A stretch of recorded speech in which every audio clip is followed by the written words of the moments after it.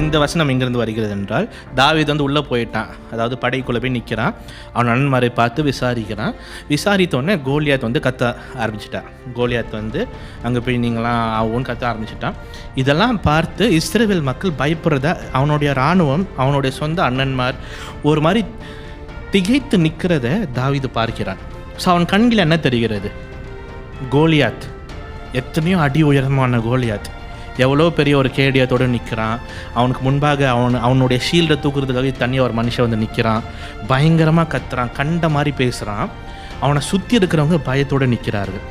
அவனை சுற்றி இருக்கிறவர்கள் இவன் என்ன இப்படி பேசுகிறான் என்ற ஒரு எண்ணத்தோடு நிற்கிறார்கள்.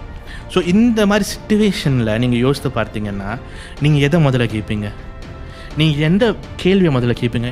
யார்ப்பா இந்த மனுஷன் இத்தனை நாள் இப்படி தான் கத்திட்டு இருக்கிறானா? எப்படி இங்கே இருக்கிறீங்க? நீங்களாம் எப்படி இந்த கஷ்டத்தோடு நீங்கள் இந்த இடத்துல இருக்கிறீங்க? நான் சொல்ல இந்த டயலாக்லாம் நீங்கள் எங்கேயாவது யூஸ் பண்ணியிருப்பீங்க. ஐயோ இவ்வளோ கடனா, எப்படி நீ இந்த சிச்சுவேஷனில் இருக்கிற? எப்படி நீ, அதாவது உனக்கு இவ்வளோ கடன் இருக்குது, இவ்வளோ நீ வட்டி கட்டணும், உனக்கு சம்பளம் இவ்வளோ தான், நீ எப்படி வாழ்கிற? பேசியிருக்கீங்களா இல்லையா?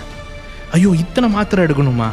நீ எப்படி பழைக்கிற? இவ்வளோ சாப்பிட்டு இவ்வளோ தான் சாப்பிட முடியும், நீ சாப்பிட்ற அரிசிக்கும் மாத்திரைக்கும் ஒரே அளவாக இருக்குது, நீ எப்படி உன்னால் இருக்க முடியுது? ஐயோ நீ இவ்வளோ படிக்கணுமா, இத்தனை புக்கு வாங்கணுமா, இவ்வளோ விஷயம் நீ படிக்கணுமா, எப்படி உன்னால் படிக்க முடியுது? இதெல்லாம் படிச்சிருவியா நீனு? எப்படியாவது பாஸ் ஆயிரு ப்ளீஸ் அப்படின்னு தான் நம்மளுக்கு தோணும். தாவீது சாதாரண மனுஷனாக இருந்திருந்தால், ஐயோ இவ்வளோ பெரிய கோலியாத்தா, எப்படி சவுல் ஜெயிச்சிருவான்னா? சவுலும் ஹைட்டு தான், பட் இந்த ஹைட் இல்லையே. சவுலும் வீரன் தான், பட் இந்த அளவுக்கு வீரன் இல்லையே என்ற ஒரு பயத்தோடு தான் அவன் பார்த்திருப்பான். ஆனால் அவன் மேல் ஆவியானவர் பலமாக இருந்ததினால், அவன் மேல் தேவனுடைய ஆவியானவர் அவனோடு இருந்ததினால், அவனுடைய பார்வையை ஆவியானவர் மாற்றியதினால் கோலியாத் விழுந்தால் என்ன ஆகும் என்ற நன்மையான் யோசித்து பார்க்கிறான். கோலியாத் செத்த பருவது எனக்கு என்ன கிடைக்க போகுது? இந்த கோலியாத் விழுந்த பருவு என்னுடைய தேசத்திற்கு என்ன ஆசீர்வாதம் வரப்போகிறது? இந்த கோலியாத்தை நான் கொன்ற பருவு எனக்கு என்ன கிடைக்க போகிறது? அந்த பார்வையோடு பார்க்க ஆரம்பிக்கிறான். ரெண்டாவது, தாவீதை போல பார்க்கணும் என்றால் உங்கள் பிரச்சனையை பார்க்கலாம், அந்த பிரச்சனையை முடித்த பிறகு உங்களுக்கு வர ஆசீர்வாதங்களை நீங்கள் பார்க்க ஆரம்பிக்கணும்.